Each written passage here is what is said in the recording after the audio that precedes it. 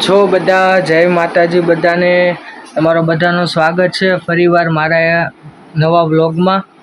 અને મેં તમને છેલ્લી વાર એમ કીધું હતું કે હું જ્યારે દેવદર્શન વ્લોગમાં ગયો હતો અને એનો છેલ્લો પાર્ટ હતો, છેલ્લો વિડીયો હતો, ત્યારે મેં તમને કીધું હતું કે હું ડેઈલી વ્લોગ બનાવીશ, પણ કોઈ કારણસર હું નહોતો બનાવી શક્યો.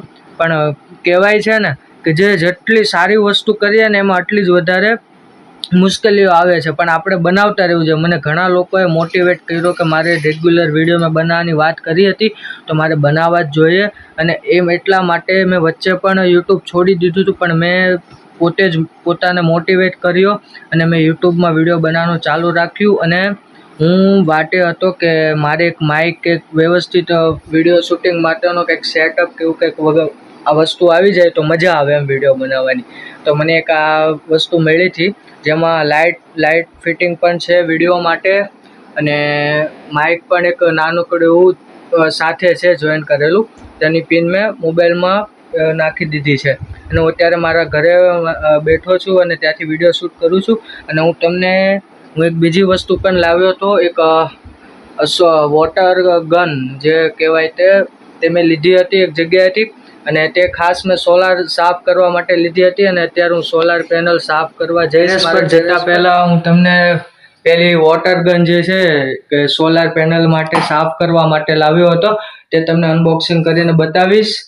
અને જોઈએ કઈ રીતે બધું ફિટ કરવાનું હોય તે ફિટ કરશું. અને પહેલાં અહીંયા અમે ચેક કરીશું કે કેવું પાણી થાય છે, પછી થોડો ટાઈમ રહીને અમે સોલાર પેનલ સાફ કરવા જઈશું.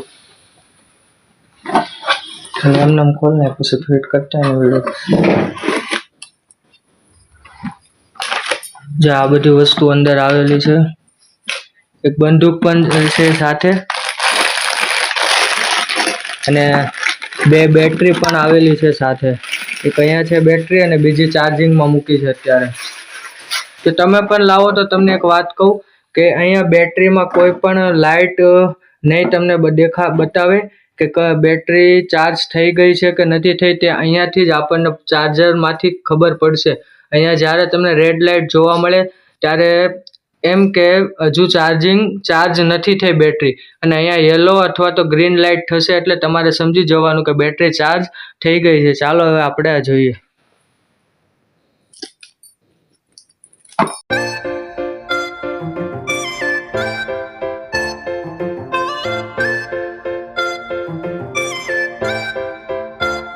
હવે હું ટેરેસ પર આવી ગયો છું અને હવે ચાલો તમને તો પહેલાં એક ડેમો બતાવી દઈએ કે ગન કેવી ચાલે છે. પછી આપણે ઉપર સોલાર પેનલ પર સાથે બે બેટરી આવે છે, તે ખૂબ જ સારું છે, કારણ કે એક બેટરી અમે ચાર્જમાં મૂકી શકીએ છીએ અને બીજી બેટરી અમે અત્યારે યુઝ કરીએ છીએ. અને આનું ચાર્જ 40 થી 45 મિનિટ સુધી ચાલે છે ચાર્જ, અને ખૂબ જ સારી રેન્જ સુધી. કેવિન પણ આવી ગયો છે. કેવિન કાકા, ગુડ મોર્નિંગ. બસ હમણાં ચડવાનું છે, ટાંકામાં કાણું પડી જાય.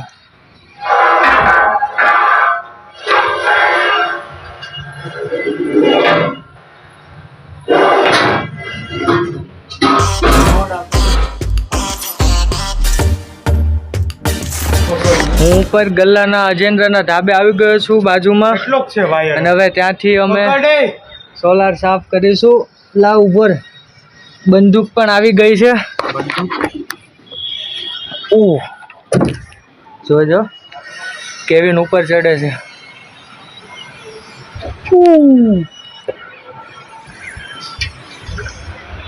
જો આ સોલાર પેનલ પર આટલી બધી ધૂળ ચડી ગઈ હતી ને, કેટલા ટાઈમથી સાફ નહોતું કર્યું. હવે સાફ કરવાનું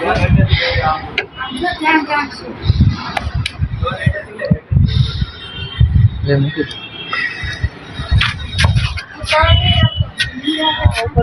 જેમાં ટાંકામાં પાણી થોડું ઓછું થઈ ગયું છે, અને પાઇપ જે પ્રમાણેની લંબાઈ હતી એ પ્રમાણે પાઇપમાં પાણી પહોંચતું નથી, એટલા માટે આ બંધ થઈ ગઈ છે. થોડી વાર માટે બ્રેક લઈ લઈએ. એ સારું હતું ને.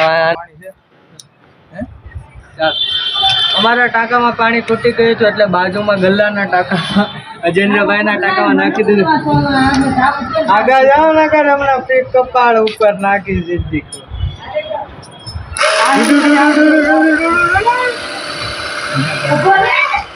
આગળ જાવ ને ચાર્જિંગ પૂરું મને નથી ખબર હું આવું ત્યાં રહેવા નાખ તો થોડુંક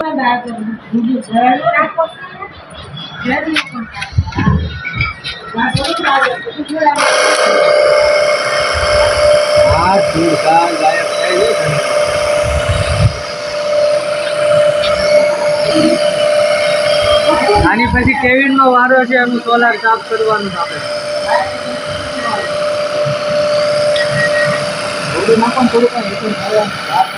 પ્રેશર કરી ફાસ્ટ એટલું જ આવે જે પ્રમાણે ચાર્જિંગ પાણી હોય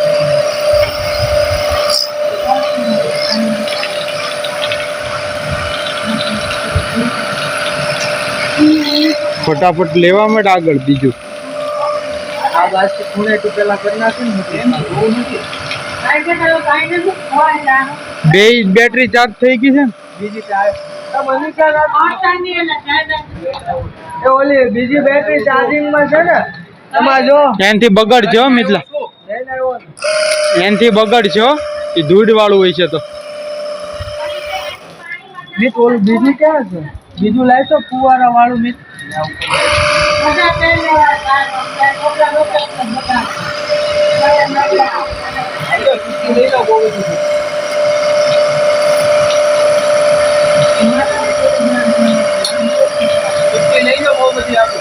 ફટફટ દો એ ભાજી તો ખરો વાત છે લાલ લાગવા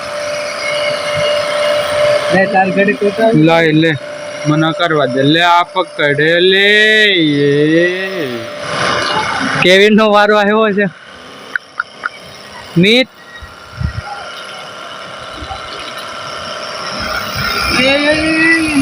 બરોબર છે તો આ બાજુ એ મિત અહીંયા જમા થાય જો ધૂળ અહીંયા છેલ્લે ખૂણામાં ત્યાંથી મેં કાઢી એ નથી ફેરો વાલ છે રેવા દે ને બસ કરું આ બધું કરો આડવાનું કરું હા એ તો એક બે રાઉન્ડ પાછા મારી દેવું કબૂતરા સરકી ગયા ખાલી ધૂળ કાઢવાનું ઓલું કરીને ફુવારા વાળું લઈને થોડું બીજું ઓલું છે ટાંકું ત્યાં પાણી નાખું લે મિત હાલે ત્યાંથી ઓલી બાજુ આમ જવા દો તો અંદર કેટલો લાંબો નાખ્યો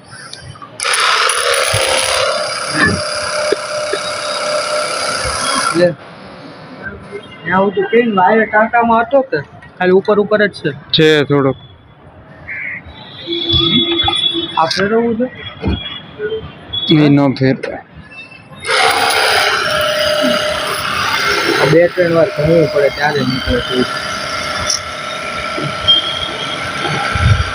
આનો વિડીયો લઈને એમાં થતું હોય છે હજી પ્રેશર હા આટલું જ આવી રીતે જ આવે ઓલું ધોળું ઘડીક ફિટ કરીને બી ફુવારા વાળું આમ ઉપર બેટરી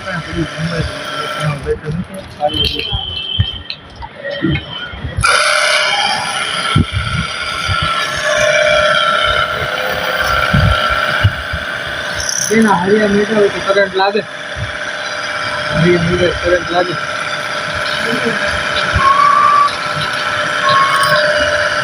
લે આ આનથી આમ ઉપર આમ ફુવારો મારી દે એટલે પાણી લવરે બધું બસ હવે આમ રાઉન્ડ લે એકમાં ને એકમાં કરીમાં હાલે ફુવારો પેલો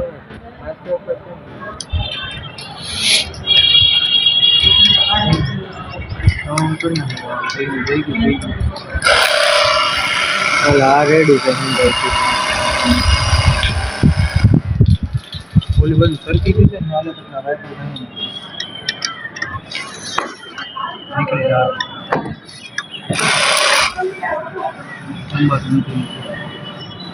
ઉપરની પેનલ લાય અહીંયા આ પકડ દે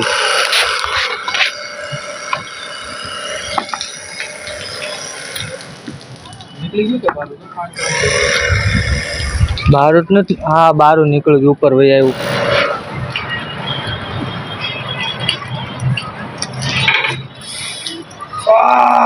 કાણું પડી ગયો હાથમાં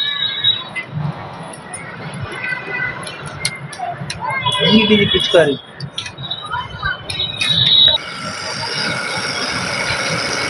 લઈ લીધું આ ટીચર કેવું આવ્યું છે એમ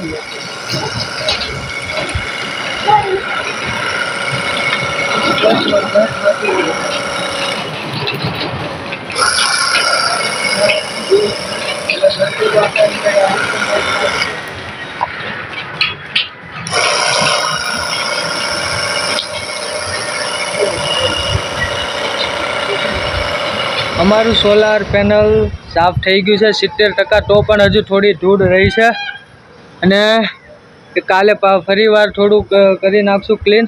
હવે કેવિનને સોલારને સાફ કરી છે હવે પેનલું.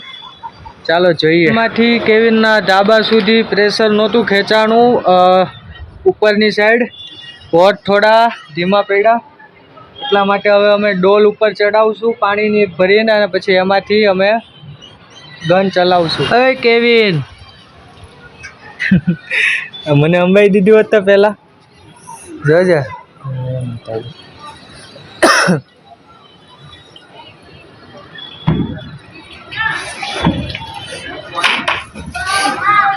થોડીક આ બાજથી કરી નાખ એટલે એ ડોલ નો આધાર નો લેવાય લગભગ. હા ડાલા મઠો સૈડો હવે થઈ જાય કે લે કેવિન ને આપણે આપી દઈએ ગન. કસરું છે એટલે જ નહોતું આવતું પાણી. લે બોરે પેલા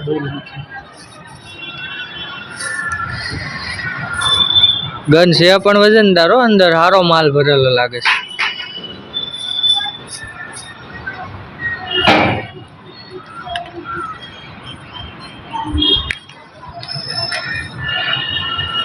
હું આવું ન્યા આવી જાવ. ચલો કેવિન નું જોવા જઈએ સોલાર પેનલ સાફ કરે છે તે.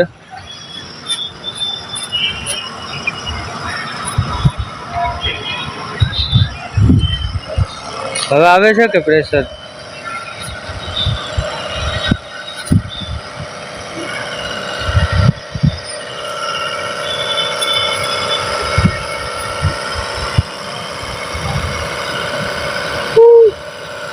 કે નાઈથી પતંગ ચગાવ્યા હોય તો કેમ રહે? આ જોની આટલું બધું સાફ કર્યું તો ધૂળ રહી. હજી 1-2 દી ઘણવું પડશે પાણી એવું લાગે છે સખત. આ સોલાર સાફ કરવો છે, નીચે ધાબુ બગડી ગયું આખું, બધું કદડો બધો.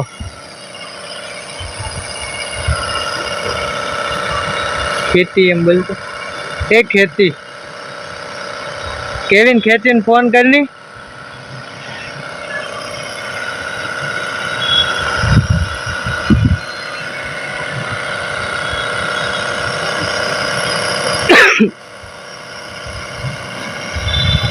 આપણે આઈ પાડ થઈ ગયો સુરજ ફોન કર દક્ષને કામ કર. જય હિન્દ. સોલાર પેનલ સાફ થઈ ગયું છે. હવે અમે સોલાર પેનલ માંથી જે ધૂળ બધી પાણી ખરાબ બધું ગંદુ નીચે પડ્યું હતું, આખું ધાબુ ખરાબ થઈ ગયું છે. હવે મીન બંદૂકથી ધાબુ સાફ કરે છે, પિચકારી મારી મારીને. જો હરખું કરી આલા. હાલો આપણે બેટરી ચાર્જિંગમાં મૂકી આવી. પાણી પીવું જ કેવી બેટરી ચાર્જિંગમાં મૂકી આવે ને પાણી લેતા આવી પીવાનું. થોડું કરી નાખ્યું છે, ધાબુ પણ વ્યવસ્થિત સાફ કરી નાખ્યું હતું. અને ગનની 2 બેટરી વારાફરતી અમારે 2-3 વાર વાપરવી પડી હતી. અને ચાર્જિંગ પણ ઘણું સારું ચાલ્યું અને ઘણી સારી વસ્તુ છે. તમે પણ લઈ આવજો લેવી હોય તો. અને વિડીયો આખો જોવા માટે ખૂબ ખૂબ આભાર તમારા બધાનો. અને મારી ચેનલને સબસ્ક્રાઈબ કરજો, શેર કરજો અને તમને બધાને જય માતાજી. મળીએ બીજા વિડીયોમાં.